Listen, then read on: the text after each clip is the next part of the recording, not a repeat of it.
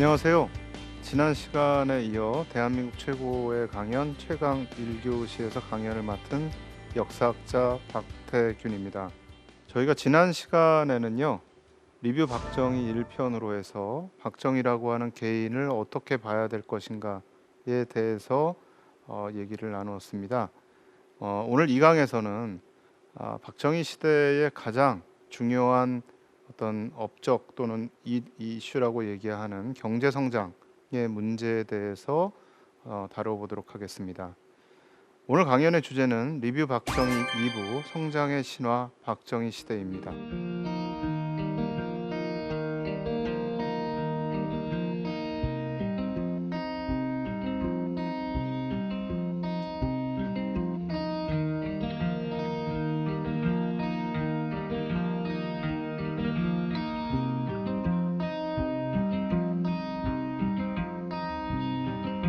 박정희 시대를 가장 대표하는 것이 무엇이냐라고 얘기하면 아무래도 경제 성장에 대한 부분들이 가장 중요하게 제기가 되는 것 같습니다. 물론 이제 인권 탄압과 민주화 운동에 대한 부분도 중요합니다만 경제 성장이라는 부분들이 박정희와 박정희 시대를 평가하는 데 있어서 가장 쟁점이 되는 부분이기 때문에 오늘은 경제 성장을 좀 중심으로 해서 평가를 드리는데요. 몇 가지 평가를 하기 전에 제가 전제를 좀 말씀드리면서 시작을 하겠습니다. 하나는 저는 양비론을 좀 경계를 해야 된다라고 생각을 합니다. 그러니까 이게 독재냐 경제 성장이냐. 현대사를 얘기를 하면서 그런 얘기들을 합니다. 이 한국 현대사의 과정을 건국의 과정에서 경제 성장의 과정, 산업화의 과정, 그리고 민주화의 과정, 그 다음에 선진화의 과정으로 봐야 된다. 이런 얘기를 하시는 분들인데 저는 사실은 그렇게 보지를 않습니다. 왜냐하면 이 과정들이 하나가 시작돼서 하나 끝나고 그 다음 과정으로 넘어가고 그 다음 과정으로 넘어가는 것이 아니라 사실은 이 네 개의 과정이 처음부터 끝까지 계속해서 진행이 되는 거거든요. 그러니까 어느 한쪽이 중요한 시기니까 다른 한쪽은 무시해도 된다라는 것이 아니고 사실은 이 과정들을 복합적으로 평가를 할 때 그 시기를 제대로 볼 수 있다라는 게 저의 생각이고요. 두 번째로 이거는 제가 사실은 이 강의를 보시는 국민들한테 좀 부탁드리고 싶은 건데 제가 경제 성장에 대한 강의나 또는 이제 박정희 개인에 대한 평가를 할 때 가장 많이 뭐 댓글에 달리거나 하시는 말씀이 지금 배부르게 사는 게 누구 덕인데 그런 얘기를 하냐 이런 얘기를 하십니다. 근데 사실은 지금 뭐 배부르게 살고 있다라는 거는 누구 한 사람의 덕이 아니고요. 모든 사람들이 사실은 그렇게 노력을 했기 때문에 그런 거고 그런 방식으로 비판을 하기 시작하면 사실은 그 시기를 객관적으로 볼 수가 없습니다. 누구 덕에 이렇게 사는데 라는 방식으로 해서 비판을 하거나 뭐 그 시기를 평가하는 부분들은 저는 일단은 역사를 객관적으로 보기 위해서는 지양해야 된다라고 생각을 해야 되고요. 하고 있고요. 그다음에 세 번째는 한 시기에 어떤 경제 성장뿐만 아니라 어떤 성과를 바라볼 때 리더의 역할을 보는 건 굉장히 중요합니다. 사실 리더가 차지하는 몫이 굉장히 크니까요. 그러나 다른 한편으로는 저는 국민의 역할, 전체 국민들이 어떤 역할을 했는가를 보는 것도 저는 굉장히 중요하다라고 생각을 해요. 이제 저희가 60년대, 70년대 경제 성장을 얘기할 때 리더의 역할 굉장히 중요합니다. 그러나 사실은 아무리 좋은 리더가 있어도 국민들이 그 역할을 못한다라고 하면 사실은 그 경제 성장이라는 건 가능한 것이 아닙니다. 그러니까 리더의 역할을 강조하는 걸 제가 반대하는 건 아니지만 국민의 역할도 같이 봐야 된다라는 게 이제 제가 말씀드리고자 하는 어떤 전제로서 하나가 되는 거고요. 요 전제 하에서 제가 경제 성장에 대한 부분들을 좀 말씀을 드리도록 하겠습니다. 지금 이 그래프는요. 박정희가 대통령으로 재임하고 있는 기간 동안에 1인당 GDP가 변화한 것을 보여줍니다. 1인당 GDP가 굉장히 급속하게 성장을 합니다. 그러니까 사실 이 60년대에서 70년대로 넘어가면서 한국 사회가 변화했다, 또 굉장히 성장을 했다. 이건 저는 부인할 수 없는 부분이라고 생각을 합니다. 또 그 과정에서 많은 중산층들이 등장을 했죠. 그리고 이제 이 기간을 또 대표하는 것이 이제 경제개발 5개년 계획입니다. 대체로 1962년에 제1차 경제개발 계획이 시작이 돼서 박정희 대통령이 있는 기간 동안에 4차례에 걸쳐서 경제개발 계획이 입안되고 실행이 됐고요. 또 그 기간 동안 굉장히 성공적으로 계획이 진행이 됐다라고 평가가 되고 있습니다. 60년, 61년, 62년까지는 2%에서 4%에 그치다가 63년부터 급격하게 이 GNP의 성장률이 높아지기 시작을 합니다. 그래서 높게는 한 15%까지도 보이죠. 여기 보면은 69년에 15%를 찍었고요. 그 다음에 76년에 또 15.2%를 찍습니다.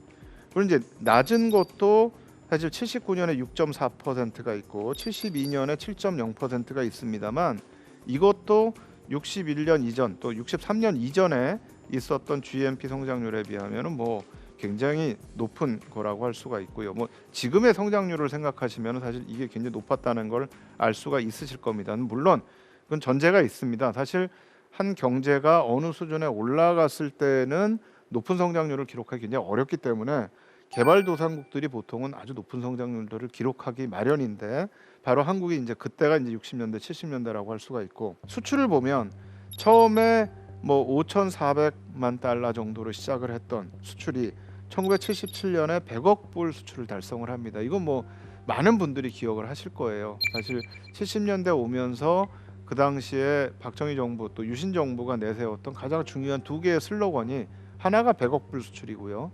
또 하나가 1인당 GNP 1000달러입니다. 그러니까 이거를 해야 된다. 특히 이제 이게 굉장히 흥미로운 게 한국이 10억 불 수출을 넘은 게 71년입니다. 71년에 10억 불을 넘고 나서 한 7년 사이에 100억 불을 달성을 하거든요. 그러니까 이건 굉장히 단시간 내에 수출이 엄청나게 늘어났다라는 것을 알 수가 있죠. 물론 그렇게 되면서 수입도 굉장히 많이 늘어납니다. 우리나라가 기본적인 이 천연 자원이 없기 때문에 수출을 하기 위해서는 그만큼 수입이 많을 수밖에 없다라고 하는데 사실 항상 무역 적자에 시달렸습니다. 그래서 수출보다 더 많은 액수의 수입을 할 수밖에 없었던 그런 적자 구조에 시달렸던 걸 볼 수가 있고요. 그런데 이제 또 저축률은 굉장히 올라갑니다. 그러니까 이 시기는 뭐 지금 우리가 상상할 수 없을 정도의 은행에서의 금리를 줬거든요. 그러니까 이율이 뭐 높을 때는 25%까지 줬을 때도 있고요. 낮아도 10%가 넘는 그 정도의 은행 이자를 줬습니다. 물론 거기에는요. 맨 오른쪽 편에 있는 물가 지수를 좀 보실 필요가 있습니다. 이 물가가 높아지면 은행에서 높은 이율을 주지 않으면 사실은 은행에다 돈을 넣는 게 의미가 없어집니다. 근데 물가가 이만큼 높기 때문에 사실은 이 은행에서도 상당히 높은 그런 금리를 줬던 부분들이 있고요. 또 그런 부분들이 어떻게 보면 저축률이 높아지는 거는 국내 자본 축적에 있어서는 굉장히 긍정적인 효과가 있지만 물가가 높아짐으로 인해서 나타나는 그런 인플레이션이라는 부분도 좀 감안을 해야 됩니다. 사실은 79년에 가서 경제 위기를 오는데 가장 중요한 역할을 했던 게 이 물가 부분입니다. 그래서 이거는 나중에 제가 뒷부분에서 다시 한번 말씀을 드리고요. 근데 여기에서 이제 보이는 것 중에 하나의 특징이 한국에서의 높은 경제 성장률인데 그럼 이제 다른 나라와 비교했을 때는 어땠을까라는 걸 한번 볼 필요가 있습니다. 60년대에는 일본이 굉장히 높은 성장률을 보이고 있고 뿐만 아니라 이 대만이나 홍콩, 싱가포르도 굉장히 높은 성장률을 보이고요. 또 태국도 높은 성장률을 보입니다. 근데 이게 지금 여기 지금 있는 나라들의 특징이 뭐냐면은요. 일본은 올림픽 특수라는 게 좀 있었습니다. 64년에 동경 올림픽을 했기 때문에 그런데 일본과 한국과 대만 같은 경우에는 사실은 베트남 전쟁 특수가 있었습니다. 예, 태국도 역시 마찬가지인데요. 그러니까 베트남에 군대를 파견을 했거나 또는 미군이 주둔을 하고 있거나 또는 베트남에 가는 물자들을 생산하는 나라들은 60년대를 통해서 굉장히 경제 많이 성장을 합니다. 그래서 이제 한국뿐만 아니라 지금 다른 나라들도 높은 경제 성장률을 보이는데 70년대 오면은 조금 차이가 나타납니다. 특히 이제 일본 같은 경우에는 이게 경제가 어느 정도 성장을 하기 시작을 하니까 경제적으로 이 성장률 자체가 높아질 수가 없어요. 거기에다 이제 70년대 오일 쇼크도 오고요. 또 60년대 말부터 계속됐던 세계적으로 경제 정체 현상이 일어나는 거에 직격탄을 맞아가지고 일본은 이제 성장률이 좀 떨어지기 시작을 하고요. 반면에 한국과 중국과 대만은 70년대 성장률이 굉장히 높습니다. 그러니까 이때 이제 이 어떤 수출 주도형 경제 성장이라고 하는 것이 빛을 발하기 시작하는 거죠. 그러니까 지금도 한국을 비롯해서 이 70년대 경제 성장을 한 네 나라를 네 마리 용이라고 부르는 경우가 있는데요. 그게 한국과 대만과 홍콩과 싱가포르입니다. 그러니까 이 네 나라가 개발도상국 중에서 굉장히 높은 성장률을 기록한 나라들이죠. 그러니까 이렇게 보면 사실은 아시아에서 한국이 경제 성장을 한 것이 꼭 한국만의 특징은 아니다라고 볼 수 있는 부분이 하나 있는가 하면, 두 번째로는 70년대에 가서 보면 상대적으로 다른 나라에 비해서, 그러니까 태국이나 인도네시아나 필리핀에 비해서 한국과 대만과 홍콩과 싱가포르는 높은 성장률을 보여주고 있다라는 거죠. 그러니까 이게 그런 어떤 경제 정책들의 이 수출을 주도해서 나가는 이 경제 정책이 보여주는 성과의 특징을 보여주는 거다라고 하나 볼 수가 있고요. 남미의 국가들하고 또 비교할 필요가 있습니다. 왜냐하면 이 시기에 60년대부터 해가지고 미국이 원조를 주고 굉장히 집중을 했던 게 아시아만 그랬던 게 아니고요. 남미의 국가들에 대해서도 굉장히 중요한 미국이 원조를 합니다. 그래서 이제 케네디 행정부 이후에 아시아 국가들에 대해서 경제개발 원조를 시작을 하는데, 남미에 대해서는 프로그레시브 얼라이언스라고 해가지고 미국이 특별 원조를 실시를 합니다. 근데 지금 이 차이를 볼 수가 있는 게 뭐냐면, 이 동아시아의 국가들은요 대부분이 수출 주도형 산업화 전략을 짭니다. 그러니까 이 경제를 발전시키고 어떤 산업화를 하는 그런 과정에서 생산의 규모를 내수만 보고 하는 게 아니고요, 외부의 팔 규모까지를 생각해서 굉장히 큰 규모의 어떤 산업화 전략들을 합니다. 그리고 그게 이제 해외로 수출하는 것이 성공을 하면서 이런 성장을 하는데, 남미 국가들은 대부분 수입 대체형 산업화 전략을 합니다. 이 수입 대체형 산업화 전략은 외부로부터 수입을 줄이기 위해서 수입하는 품목들을 국내에서 생산하는 전략입니다. 수입을 대체하는 그런 산업화를 하는 거죠. 근데 수출 주도형은 우리가 잘하는 거를 수출을 하고 잘 못하는 거는 수입을 하겠다라고 하는 굉장히 전략적인 부분에 대해서 집중을 하는 반면에, 수입 대체를 하게 되면 모든 분야들을 다 발전을 시켜서 수입을 줄여야 되거든요. 그러니까 처음에 투입하는 액수가 굉장히 커지게 돼요. 그러니까 수입하는 부분을, 이 품목을 만들기 위한 거를 위해서 돈을 투입을 하는데, 그럼 그걸 통해서 어떤 이윤이 나오는가? 그러니까 수입은 줄 수가 있지만 사실은 거기에서 이윤을 뽑아내기 굉장히 힘들어요. 그러니까 그 부작용들이 60년대부터 70년대까지 남미 국가들의 대부분 집중이 됩니다. 그러면서 사실은 동아시아 국가들과 남미 국가들 사이에서의 경제 성장에서 큰 차이가 나타나기 시작하는 거죠. 그러니까 지금 이 추이는 한편으로는 한국만 발전한 게 아니다라는 걸 보여주지만, 다른 한편으로는 동아시아 국가들이 선택했던 경제 성장 전략이 다른 데 비해서 굉장히 뛰어난 전략이었다라는 걸 다른 한편으로 보여준다라고 할 수가 있습니다. 그리고 이제 이 과정을 통해서 국민 총소득의 변화가 나타나는데, 사실은 저희가 이 세계에서의 국민 총소득의 변화의 순위를 보면 그렇게 많이 성장하지는 않았어요. 이게 이제 뭘 얘기하냐면, 60년대 70년대라는 게 우리가 성장을 하긴 했지만 우리뿐만 아니라 전 세계가 거의 같이 성장하는 시대였다라는 거를 사실은 보여주고 있는 거라고도 할 수가 있습니다. 그래서 사실 이제 이 시기에 경제 성장이라는 거를 약간 비판적으로 보시는 분들이 이제 이 그래프를 많이 이용을 하시고요. 또 세계 GDP 대비해서 한국의 GDP를 보면, 여기에도 보면 60년대 70년대는 대체로 한국에서의 GDP가 성장하는 부분과 전 세계가 성장하는 부분과 거의 비슷한 추세를 보이는 것을 알 수가 있습니다. 근데 그럼에도 불구하고 어쨌든 한국에서의 성장 추세는 전 세계적으로는 저는 굉장히 예외적인 케이스다. 그래서 이걸 평가를 해보면 우선은 오늘날 한국 경제 구조의 기원이 된 것이 아닌가. 그러니까 특히 이제 이건 또 60년대와 70년대가 차이가 있는데, 60년대에 이 경제 성장과 수출 주도를 했던 부분들은 대체로 노동 집약적 경공업이 중심이 됐습니다. 처음에 군사정부가 들어오고 나서 세웠던 경제개발 계획의 내용을 보면 중화학공업이나 기계공업이 중심이 된 계획이 들어와 있는 걸 알 수가 있습니다. 근데 이게 문제가 뭐냐면, 이걸 하려면 엄청난 외부로부터의 원조가 필요합니다. 이건 이제 외부로부터 기계가 들어오지 않으면 할 수가 없는 거거든요. 우리가 50년대까지 농업이 중심적인 사회였는데 중화학공업을 시작한다는데 아무런 기계가 없이 할 수가 없잖아요. 그러니까 외부로부터 기계를 수입해 들어오고 기술을 가지고 들어와야 됩니다. 그러려면 돈이 필요한데 사실은 돈이 없는 거예요. 거기다가 이걸 미국이 반대를 하는 겁니다. 그러니까 이게 60년대 초에 제가 봤던 굉장히 인상적인 문건이 그 당시에 케네디 정부의 국가안보회의에 로버트 코모라고 하는 중요한 어떤 전략가가 있었습니다. 이 로버트 코모라는 사람이 쓴 글에 보면 뭐라고 되어 있냐면 한국은 레이버 인텐시브 라이트 인더스트리를 해야 된다. 노동 집약적인 경공업을 해야 된다. 왜냐하면 한국에는 노동력이 제일 재산이기 때문이라는 겁니다. 이 노동력을 이용을 해야 된다라는 거죠. 그리고 이제 60년대에는 이 노동력이 기술력이 높지가 않았어요. 그러니까 이 높지가 않은 그 이 노동력을 이용을 하려면 결국은 노동 집약적으로 가야 되는 게 아니냐.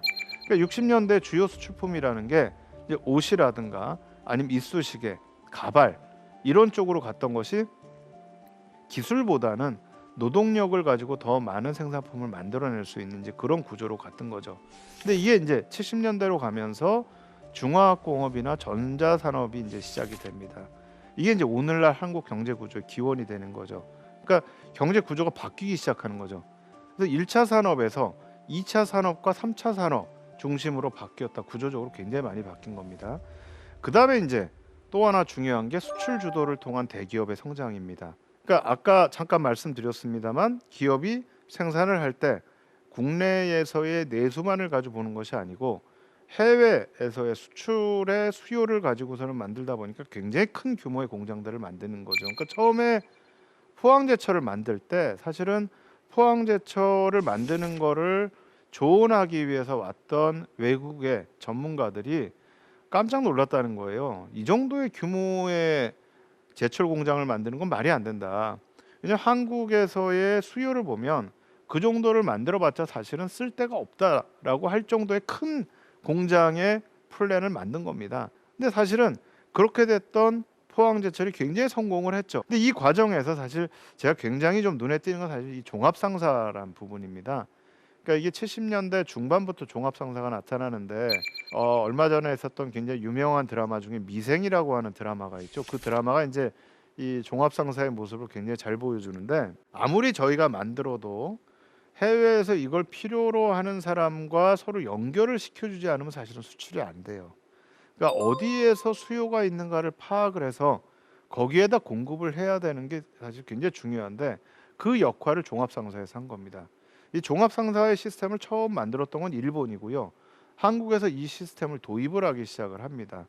그래서 이제 이 종합상사에 있었던 사람들의 역할이 70년대 중반 이후에 우리나라 수출이 늘어나는데 굉장히 중요한 역할을 합니다. 그러면서 사실 한국의 수출 주도형 산업화 전략이라는 것이 성공을 하게 되고요. 또 이 부분들이 한국의 경제 구조를 바꿔놨다라고 평가를 할 수가 있는 것 같습니다.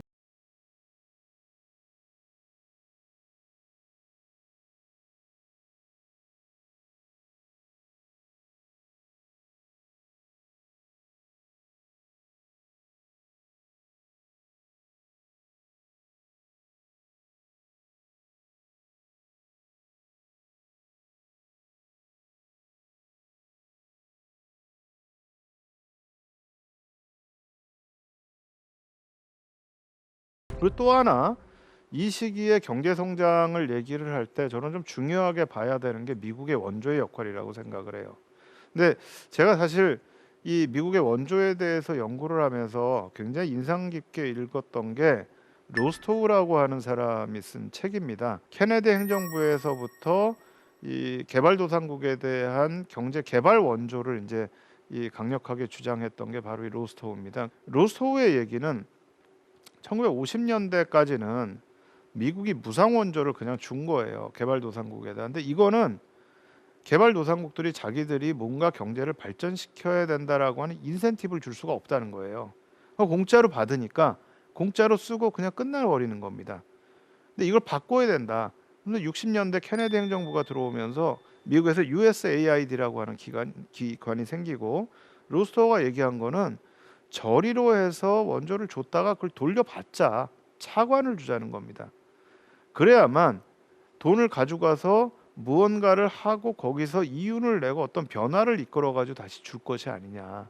이렇게 해 가지고 60년대부터 경제 개발을 위한 차관이 들어오기 시작합니다. 돈이 들어옵니다. 그러니까 사실 물품이 들어오게 되면은요. 이 물품을 이용해서 이 물품을 돈으로 환산하는 과정에서 많은 부정부패가 일어날 수가 있어요. 사실 1950년대 한국 정부 부정부패 많은 부분들이 원조로 공짜로 들어오는 물품을 기업들한테 이걸 팔아 가지고 그걸 현금화시키는 이 과정 속에서 부정부패가 굉장히 많이 일어납니다. 근데 이게 차관으로 들어오면은요. 어떤 정부든지 자기들이 이 돈을 가지고 계획을 해서 무언가를 만들어내고 거기서 이윤을 얻어서 이걸 다시 갚겠다라고 하는 계획을 만들어내야 되거든요. 그리고 그거에 의해서 사실은 그 나라도 발전을 하고 돈도 다시 갚는 이제 이런 시스템 자체가 가능해집니다. 그러니까 사실은 그 부분에서 미국의 원조의 역할을 빼고 저는 경제 성장 얘기를 할 수가 없다.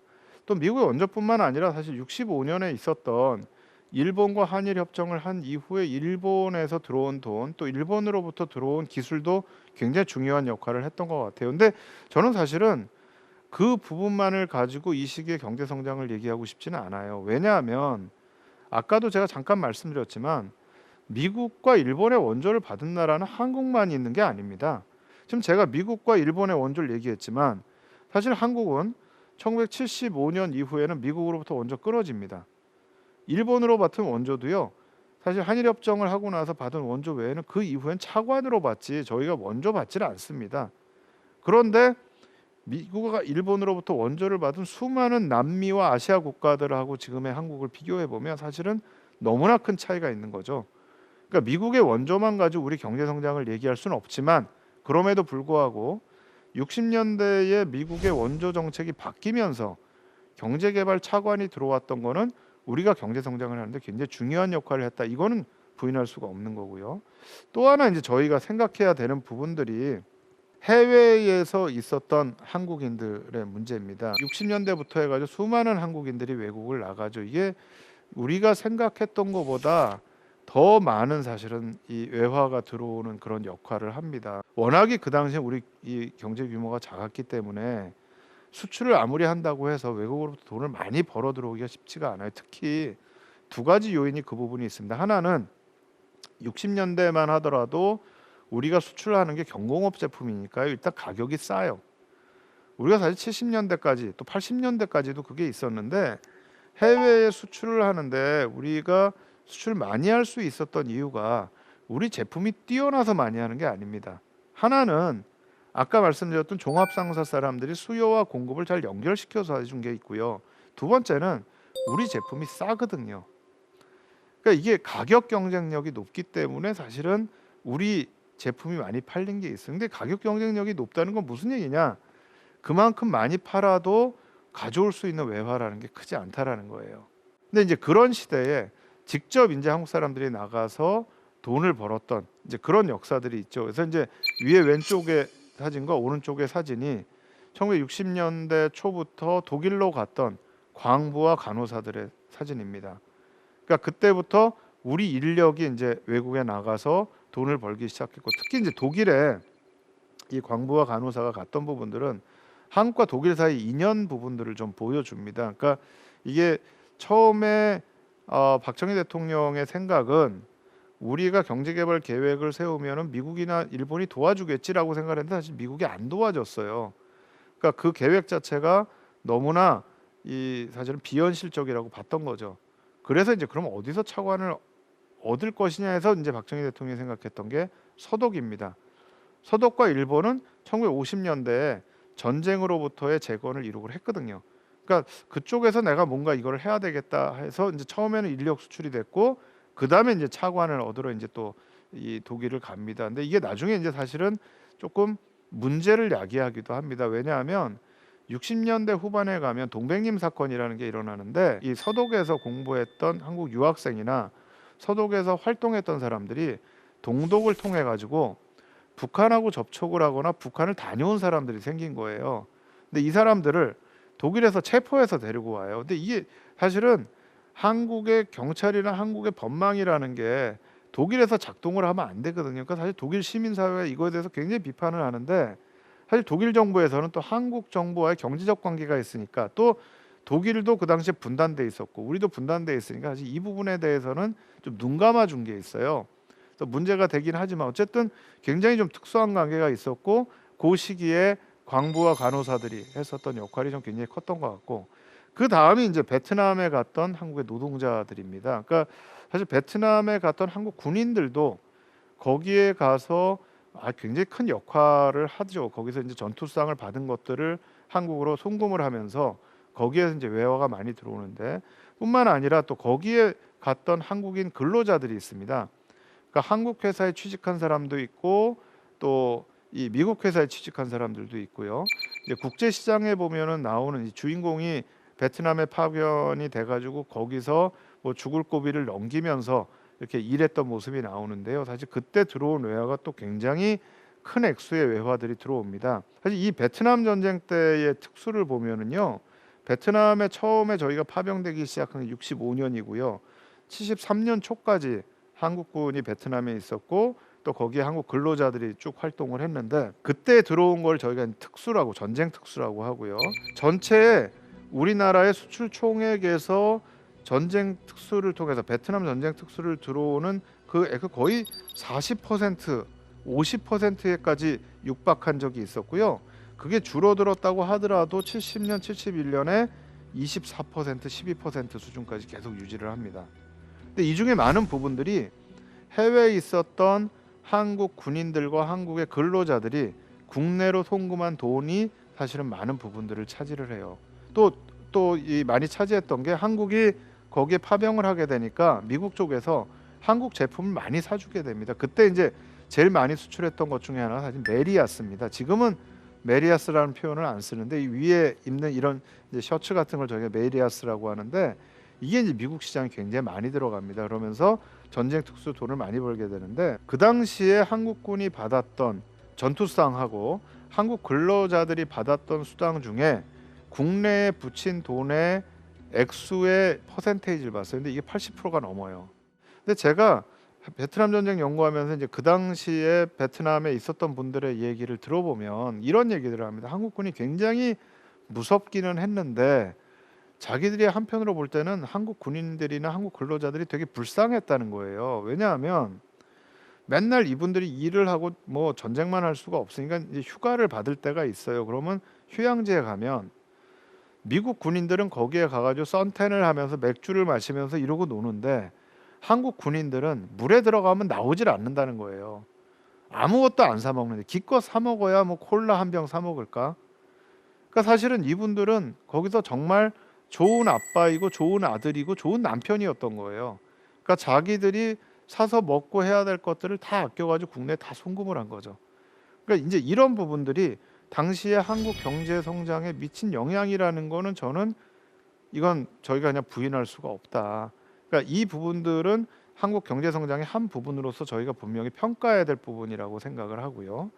그리고 이제 저희가 또 하나 중요하게 봐야 될 것이, 이렇게 경제 성장을 급격하게 하는 과정에서 나타날 수밖에 없는 부작용에 대한 부분입니다. 그러니까 성장을 급격하게 하다 보니까 여러 군데서 삐걱삐걱 될 수밖에 없어요. 근데 이제 그 부분에 하나가 나타났던 게 72년의 83 조치입니다. 이 83 조치는 대통령 긴급 명령으로 나오는데요. 대통령 긴급 명령이라는 게 6.25 전쟁 때 긴급 명령이 나오고 6.25 전쟁 직후 때 우편 체제를 바꾸는 걸로 나온 다음에 73년에 처음 나옵니다. 72년 8월 3일에 나오는 건데, 그 정도로 사실은 그 당시에 경제가 안 좋았어요. 그러니까 저희가 이제 60년대 70년대 자체를 다 경제 성장의 시대로만 보고 있지만 69년부터 경제 위기가 오기 시작을 합니다. 그러면서 70년에 청와대에 부실기업 정리반이 설치가 됩니다. 부실기업이 갑자기 많이 나오기 시작하는 거예요. 그래서 이 부실기업들을 어떻게 정리하냐, 사실 이 기업들을요, 부실한 기업들을 다 정리해버리면 국가 경제가 무너져요. 왜냐하면 기업이 없는 것도 문제지만 기업에 고용돼 있던 사람들도 다 실업자가 되거든요. 그러니까 이걸 어떤 방식으로 정리하느냐 굉장히 중요한데, 그 부실기업 정리반을 가지고 국가에서 고민을 하다 결국 한 게 이 72년에 있었던 83 조치입니다. 근데 이 83 조치 기본 내용은요. 기업들이 갖고 있었던 사채를 동결시키는 겁니다. 안 갚아도 된다. 당분간 갚지 않아도 된다. 근데 왜 이런 사태가 오게 됐느냐? 사실 1966년부터의 상황을 보면은요. 이때부터 외부로부터 차관이 들어오기 시작을 하는데요. 이게 이제 68년, 69년에 급격하게 그 액수가 늘어나기 시작을 합니다. 지금 이 표를 보더라도요. 67년에서 68년에 조금 줄어들었지만 69년이 되면은 거의 뭐 10배 이상으로 이게 늘어나게 됩니다. 엄청나게 늘어나는 거죠. 근데 사실 이때 이렇게 늘어나는 이유가 뭐냐면 66년, 67년까지만 해도 수출로 먹고 살아야 되겠다라는 생각이 그렇게 강하지 않았어요. 그러니까 저희가 초반에 나왔던 경제개발 정책에서의 수출은요. 한국이 워낙이 무역수지 적자가 심하니까 수출을 더 늘려서 무역수지 적자를 줄이겠다라는 의미에서 수출이었습니다. 근데 이거를 수출을 하다 보니까 이게 돼요. 우리가 이 가격 경쟁력이 있구나, 해야 되겠구나 하면서부터 64년 5년부터 점점 수출에다 강조를 두기 시작을 합니다. 그러면서 67년, 68년에 나오는 얘기가 뭐냐? 수출 입국이라는 얘기가 나옵니다. 수출로 나라를 세우겠다. 그러니까 본격적으로 수출 주도형 산업화 전략이 시작이 되는 거죠. 근데 수출을 하려 그러면 기술이 있어야 돼요. 아무리 노동 집약적 경공업이라고 하더라도 뭘 만들 수 있는 기계가 있어야 되고 또 그거 기계가 들어오면 그 기계를 사용할 줄 아는 기술이 있어야 됩니다. 그러니까 그런 어떤 기계와 기술을 들여오다 보니까 이제 차관이 필요한 거고 그거에 의해서 이제 외화 차관들이 막 들어오기 시작하는 거예요. 그런데 사실은 정부가 이 차관을 들여올 때 굉장히 중요한 역할을 하는 게 뭐냐면요. 아무 기업이나 돈을 꿔주는 게 아니에요. 특히 한국처럼 이제 개발도상국에서 겨우 성장하기 시작한 나라에다가 그냥 돈을 꿔주면 잘못하면 못 갚을 수가 있잖아요. 그러니까 정부가 지불 보증을 해줍니다. 이 기업이 꿔오는 돈에 대해서는 정부가 보증을 해주겠다. 우리가 만약에 못 갚으면 나라도 나서라도 이걸 갚겠다라고 이제 하면서 지불 보증을 해주니까 굉장히 이 차관이 들어오는 액수가 커지게 되고요. 또 정부에서도 수출을 하겠다는 기업에 대해서는 차관 들여오는 거에 대해서 따로 통제를 하지 않습니다. 그러니까 많은 외채가 들어오게 되는 거죠. 근데 지금 여기에 보시면요. 운영 자금이 갑자기 늘어나기 시작을 합니다. 이건 지금 기업의 운영 자금입니다. 도대체 이 돈이 다 어디에 쓰였을까? 처음에 66년에서 68년까지만 해도 사실은 이 쓰인 자금들이 수출을 위한 목적에 의해서 쓰였다는 게 이 표에 잘 드러나는데 이게 69년 이후에 가면은 사실은 수출 외의 목적으로 돈이 쓰였다라는 게 여기 나타나기 시작을 해요. 근데 이 시점이 부실 기업이 나타나기 시작하는 시점입니다. 그러니까 뭔가 어쨌든 딴 데 썼겠죠. 나중에 이제 10년이 지난 다음에 한 신문에서 그런 기사를 씁니다. 사실 79년에도 또 한 번 위기가 오는데 79년에 오는 위기를 그 신문이 진단하는 건 기업의 부동산 투자였습니다. 근데 그러면서 그 신문에 나왔던 기사에서 하는 얘기가 83 조치 때도 부동산 투자가 그 위기를 만들었다. 그러더니 몇 년이 지나지 않아서 또 해서 또 한 번 위기를 만든 거 아니냐. 사실 이 부분은 저희가 앞으로 좀 더 조사를 해봐야 되지만 사실은 들여왔던 돈들이 원래 목적과 다르게 쓰였다라는 거는 사실 경제 위기를 가져올 수 있고 이거는 사실은 정부가 통제해야 되는데 제대로 통제하지 않았던 부분들이 있습니다. 그래서 그 위기가 이제 제대로 통제가 안 되면서 79년에 가서 또 한 번 이제 위기를 봤는데 바로 이 신문의 기사가 이 경제 안정화를 위한 종합 시책이라는 게 나옵니다. 근데 이때도 72년에 83 조치와 똑같이 기업들의 건전성이 굉장히 악화가 되면서 우리 전체 경제가 흔들리는, 그다음에 이 물가가 엄청나게 오르면서 인플레이션이 올라가는 이제 그런 상황을 맞이하게 됩니다. 근데 요 시기에 있었던 부분들을 보면서 제가 사실 좀 강조해서 보는 게요. 지금 이 오른쪽에 있는 신문이 83 조치에 대한 내용을 담고 있는데 대통령이 직접 담화를 발표를 해요. 근데 여기에 보면 사채가 너무 높다. 사채 비율이 너무 높아가지고 기업들이 다 무너지게 생겼다. 그래서 당분간 기업이 지금 빌려온 사채들, 개인의 돈 빌려온 거를 당분간은 안 갚아도 되게 하겠다. 그리고 그 사채 일부는 기업에 대한 투자금으로 전환을 시키겠다. 이제 이렇게 선언을 한 게 이제 이 83 조치인데, 이건 어떻게 보면 사실은 자본주의 기본 원칙을 좀 위배한 건데, 그럼에도 불구하고 이게 자본주의 기본 원칙을 위배해서 문제가 있다라는 시각이 있고, 일단은 기업은 살려놔야 되기 때문에 이 조치가 불가피했다라는 시각이 있어요. 근데 제가 주목하는 거는 이 83 조치를 하면서 박정희 대통령이 맨 마지막에 굉장히 중요한 얘기를 합니다. 바로 기업가들의 도덕성 얘기를 합니다. 그러니까 이게 기업가들이 도덕성에 문제가 있다. 이 돈을 지금 제대로 쓰고 있는 거냐. 이 돈이 지금 경제 성장을 통해서 우리가 산업화를 하고 근대화를 하고 성장을 해야 되는데, 당신들이 지금 돈을 어디다 쓰고 있는, 당신들 모랄 해저드, 도덕적 해이에 대한 걸 지적을 합니다. 그러면서 앞으로 다시 한번 이런 사태가 있으면 그때는 절대 구제하지 않고 이 부분에 대해서 책임을 묻겠다라는 얘기를 맨 마지막에 합니다. 저는 이게 어쩌면 당시에 한국 정부가 하고 싶었던 얘기일 수도 있었던 것 같아요. 왜냐하면 제가 본 자료 중에 보면 당시에 청와대에 있었던 비서실에서 각 기업들이 보유하고 있던 부동산 조사를 합니다. 그래서 이 부동산을 매각할 경우에 어느 정도의 채무를 갚을 수 있는가를 다 평가를 해요. 사실 그리고 이 부분에서 문제가 되는 게 뭐냐면 위장사채라는 게 있습니다. 이것도 그 당시에는 굉장히 문제가 된 건데, 기업가가 자기의 돈을 이 기업을 통해서 해서 번 돈을 기업에 다시 투자하는 게 아니고요, 자기 이 주변에 있는 사람 이름으로 해가지고 기업에 사채로 줘요. 이걸 위장사채라고 합니다.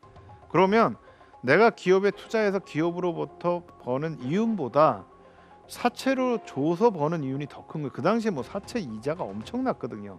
아까 제가 국내 저축률 얘기하면서 은행 이자 말씀드렸잖아요. 사채 이자는 은행 이자의 뭐 10배가 넘는 그런 수준입니다. 그리고 그 당시에는요, 은행 문턱이 굉장히 높았어요. 이게 어떻게 보면 박정희 시대의 경제 정책에 대해서 이제 논란이 되는 부분 중에 하나인데, 60년대 70년대에 사금융이 없습니다. 모든 한국의 은행은 국가가 소유하고 국가 통제하는 은행이었습니다. 이게 80년대 가서 처음으로 사금융이 시작이 되거든요. 근데 그런 상황에서 굉장히 관치금융으로 이 벽이 높으니까 기업들이 은행에서 돈을 빌리기가 힘드니까 사채를 계속 갖다 쓴 겁니다. 그리고 이제 기업가들은 위장 사채를 계속 준 거고. 근데 이 부분들이 기업의 채산성을 악화시키고 기업의 건전성을 악화시켜 왔던 거예요. 그러니까 기업한테 사실은 경고를 한 거죠. 근데 사실 저는 이 부분은 상당히 좀 처리하는데 문제가 있었다라고 생각을 해요. 왜냐하면 사실은 시장의 원칙을 그대로 반영을 했어야 되거든요. 그러니까 처벌할 거는 처벌해야 되고요, 살릴 거는 살려야 됐습니다. 물론 우리가 그 당시에 경제 성장의 그 과정에 있었기 때문에 기업들이 우르수수 다 무너지면 안 되죠. 그러나 기업들을 평가를 해가지고 살려야 될 부분과, 또는 정말 문제가 많으면 저는 합병을 시키거나 퇴출을 시킬 수도 있다라고 생각을 해요. 근데 일부 기업들은 사실은 그 시기에 퇴출이 됐습니다. 그런데 그렇게 되지 않은 부분들도 있어요. 그러니까 나중에 이제 83 조치가 나오고 나서 신문들에서 이 83 조치로 인해서 이득을 본 기업들의 명단들이 쭉 나옵니다. 물론 실명으로 안 나오고요, 뭐 D그룹, C그룹, H그룹 이런 식으로 해서 나옵니다. 근데 이 그룹들이 나중에 가면은요, 70년대 후반에 또 문제를 일으킨 기업들하고 똑같아요. 그러니까 70년대 말에가 또 한 번 이 시기가 경제 위기가 오는데, 그 시기에 몇 가지 충격들이 있는데요. 하나가 78년 말부터 시작된 오일 쇼크가 있었고요. 또 하나가 70년대 말에 강남 개발입니다. 부동산 투기입니다.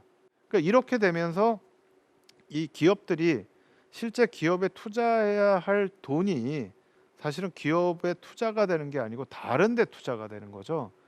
그러면서 사실은 경제 위기가 또 한 번 오게 되는 겁니다.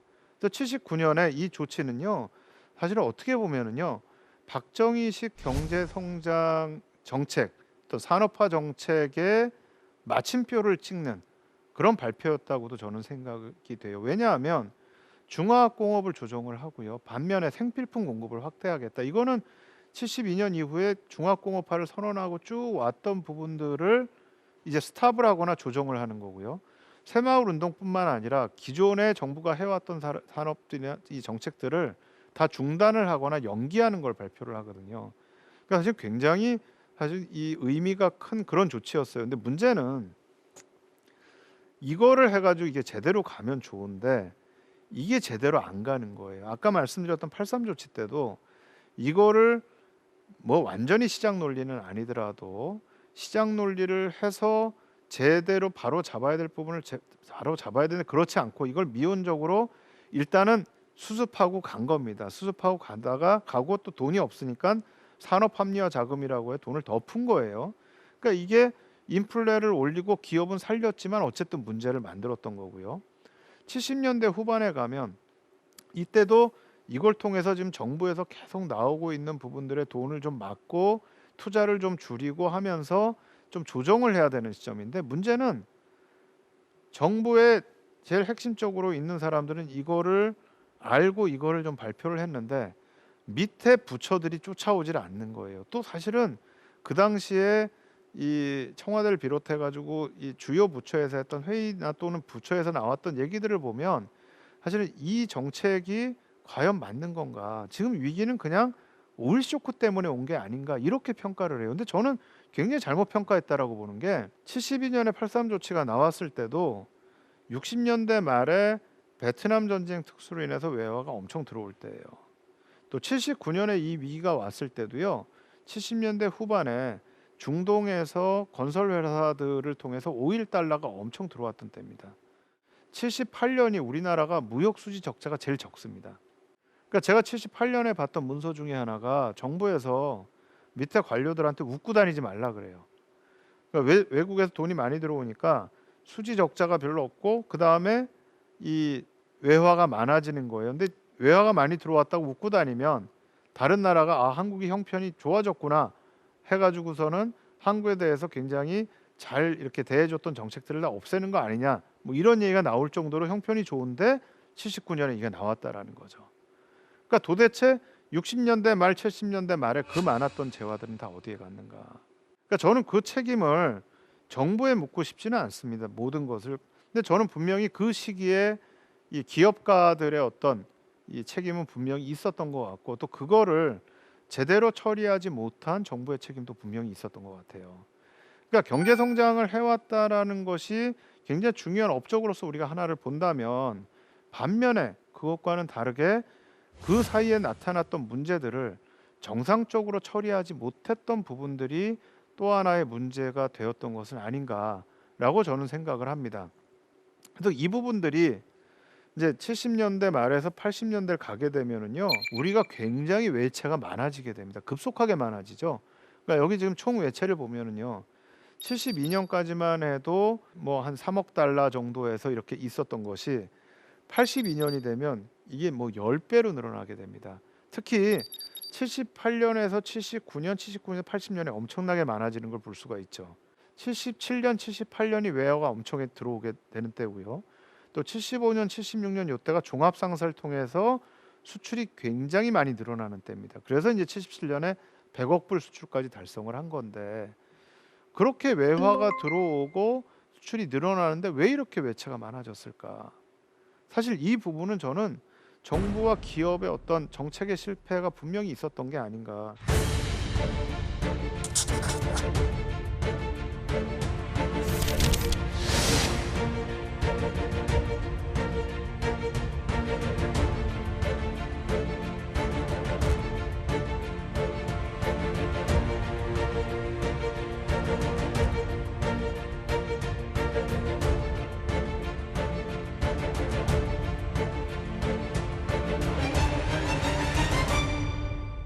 그리고 저는 이 부분들이 기본적으로 박정희 정부를 평가하는 데 있어서 굉장히 저는 중요한 부분의 한 부분이 되는 것뿐만 아니라 이후에 한국의 이 금융위기를 설명하는 데 있어서도 굉장히 중요하다는 생각을 좀 합니다.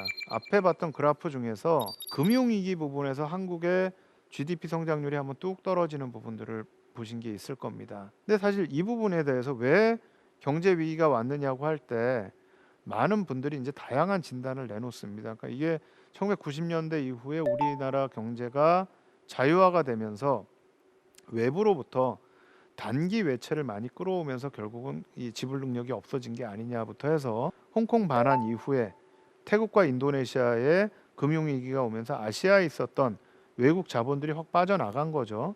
그러면서 이제 경제 위기가 왔다. 근데 사실은 그 시기의 경제 위기를 보면 97년의 경제 위기는 태국과 인도네시아, 한국은 맞았지만 대만과 일본 같은 경우에는 우리만큼의 심각한 경제 위기를 맞지는 않습니다.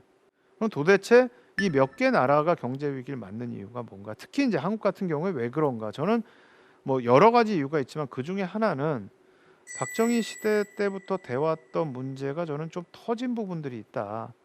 왜냐하면 저희가 70년대에 중화학공업을 발전시키면서 한국의 산업 구조를 바꾼 거는 굉장히 저는 이거는 우리 구조를 바꾸고 획기적인 어떤 성장을 이루는데 중요한 밑바탕이 됐다는 생각은 하는데 이걸 과도하게 추진을 하다 보니까요. 정부에서 기업에다 보조금들을 너무 많이 준 거예요. 그러니까 이미 70년대부터 나온 얘기가 중복 투자라는 얘기가 나옵니다. 너무나 많이 보조금을 줬다. 근데 기업의 입장에서는요. 보조금을 많이 받으면요. 기업에서 이윤을 내거나 뭐 이런 거에 대한 신경을 안 써도 돼요. 왜냐하면 기업에서 중화학공업에 투자를 했다가 손해를 봐도 정부에서 보조금을 주거든요. 그러니까 이게 기업을 하게 되면 기업이 이윤을 내야 되는 거고 그 기업이 이윤을 내기 위해서 제품의 질을 높여야 되는데 정부에서 보조금을 받기 시작을 하면 사실은 기업이 해야 할 본연의 그런 일들을 못하게 되는 거죠. 그럼 무슨 얘기냐면 기업의 세계 경쟁력이 떨어지기 시작을 하는 겁니다. 그러니까 제가 아까 말씀드려서 가격 경쟁력을 말씀드린 건데 우리가 어느 정도 성장하는 뭐 초기의 관점에서는 불가피하게 그 어떤 제품의 질이 떨어지더라도 가격을 가지고 경쟁을 할 수밖에 없는 부분이 분명히 존재를 합니다. 그런데 이게 조금 더 성장을 하게 되면 그때는 이제 우리도 임금이 올라가게 되죠. 그럼 임금이 올라가게 되면 가격 경쟁력만 가지고는 버틸 수가 없어요. 그러면 이제는 제품의 질을 높여야 됩니다. 그런데 정부에서 보조금을 주고 그 보조금에 의해서 기업 경쟁력이 떨어지고 제품의 경쟁력이 떨어지면 사실은 문을 열었을 때 제대로 거기에 대응할 수가 없거든요. 마지막으로 제가 꼭 짚고 싶은 건데요. 이 1인당 GDP 성장률을 70년부터 뭐 최근까지 보면 그래프가 가장 가파른 게요. 박정희 정부가 있었던 시대보다는요. 오히려 86년, 87년 이후에 가파르게 올라가는 걸 볼 수가 있습니다. 또 밑에 표를 보더라도요. 평균 경제 성장률이 제일 높았던 건 사실은 87년 이후입니다. 이게 저는 우리가 가지고 있는 오해의 한 부분을 조금 불식시키는 부분들이 있는 게 아닌가. 많은 분들이 민주주의와 경제 성장을 서로 대립된 걸로 봅니다. 그러나 사실은 대립되지 않습니다. 경제 성장이라는 거는요. 인간이 자기의 또 자발성과 자기의 창의력을 가장 높게 발휘할 때 사실은 생산력이 굉장히 높아지거든요. 근데 그 부분을 감안을 하면 사실 민주화라는 건 굉장히 중요하고요. 또 하나 한 외국인 학자가 그걸 연구를 했어요. 한국과 필리핀에 부정부패 연구를 했어요. 부패를. 근데 한국도 부패 지수가 높고 필리핀도 부패 지수가 높은데 어떻게 한국은 필리핀보다 더 좋은 경제 성장을 가져왔느냐. 근데 이분이 낸 결론은 뭐냐? 한국의 부패는 경로를 단축시켜주는 그런 역할을 하고 필리핀은 가족 부패이기 때문에 그런 역할을 못했다라는 거예요. 그러니까 뭐 승인을 받거나 할 때 부패를 통해서 빨리 승인을 받으니까 경제적인 절차를 줄여준다는 거죠. 근데 사실은 이 부분이 굉장히 중요한 부패인 게 왜냐하면 이게 경로가 뇌물을 주는 사람들한테는 경로를 줄여주고 뇌물을 안 주는 사람들한테는 그 경로가 그대로 굉장히 복잡하고 하면은 이 안에서 차별이 나타나거든요. 그러니까 이것 자체는 저는 결코 건전한 거라고 생각하지 않아요. 오히려 제가 생각하는 거는 한국이 강한 시민사회, 강한 민주화 운동이 있었기 때문에 정부가 또는 기업이 마음 놓고 부패를 못하는 거예요. 그러니까 계속해서 이 공정이라고 하는 그런 가치가 우리나라 민주주의에서 굉장히 중요한 가치로 되어 왔다라는 거죠. 이게 맨 처음에 제가 말씀드린 민주화와 산업화라는 건 서로 떨어지는 게 아니라는 거죠. 바로 그거를 저는 이게 보여준다라고 생각을 해요. 이걸 서로 대립된 가치나 아니면은 하나의 단계가 끝나야 그 다음 단계로 간다라고 한다면 저희 역사에 보여주는 그런 현상과는 다른 부분들로 해석될 수가 있다라고 생각을 합니다. 저희가 이 시대로부터 무엇을 얻어야 될까? 저는 제일 중요한 교훈이 목적과 수단이 전도되어서는 안 된다라는 부분인 것 같아요. 그러니까 저희가 경제 성장을 해야 된다, 또는 북한과 경쟁을 해야 된다라는 것 때문에 인간의 권리, 인권이라는 게 무시가 되고 많은 사람들이 피해를 받습니다. 근데 사실은 경제 성장도 그렇고요, 북한과의 경쟁도 그렇고 궁극적인 목적은 인간의 행복입니다. 인간의 행복을 위해서 경제 성장도 하는 거고 인간의 행복을 위해서 북한과 경쟁도 하는 거였습니다. 그런데 경제 성장과 북한과의 경쟁이 오히려 목적이 돼 버린 거예요. 그러면서 인간의 행복이 희생되었던 부분이 있는 것 같아요. 그러니까 과연 우리가 뭐 불가피하게 빠른 경제 성장을 위해서 했다라고 얘기를 한다고 하더라도 우리가 목적과 수단을 전도해서는 안 된다라는 것이 그 시대가 보여줬던 중요한 교훈 중에 하나가 아닌가라고 생각을 합니다.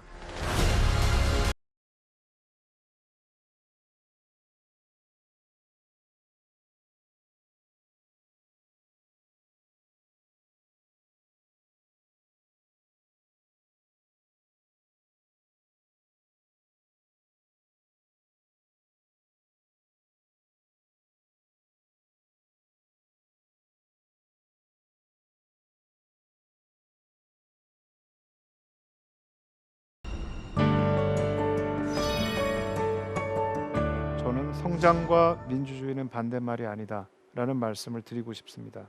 민주주의라는 것이 경제 성장의 굉장히 중요한 토대가 되고 그 성장을 건전하게 만드는 것이다라고 생각을 하고요. 또 성장은 민주주의를 발전시키는 그런 토대가 될 수 있다라고 생각을 합니다.